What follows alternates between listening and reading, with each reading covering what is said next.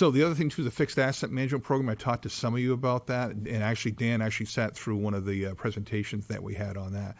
So I'm moving forward with that. That's going to be like a 3 to 4 year build out, and I need to get that done. There's a grant opportunity for us on the water and the stormwater and the wastewater side. So I'm moving forward with that. And the idea is that our software programs will be integrated, and I'll talk more about the permitting program, because as you know, it's basically a paper program right now, and we don't have the efficiencies. We can't track, and the resident can't track where their application is.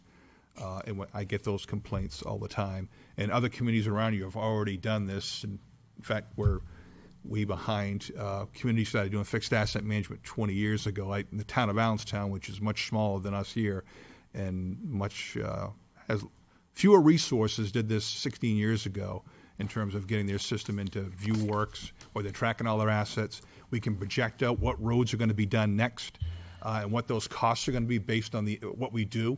If we're going to do crack filling and those sorts of things, that reduces that long-term cost, and I can show you 5-year projections. I can't do any of that right now.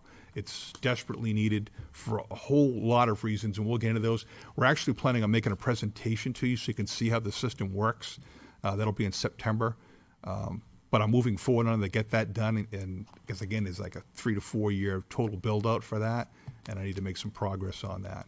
And that's going to be the backbone of everything else that we do in terms of permitting and then replacing our ERP program. And again, they're going to be able to talk to each other, which right now our systems, to the extent we have them, don't even talk to each other.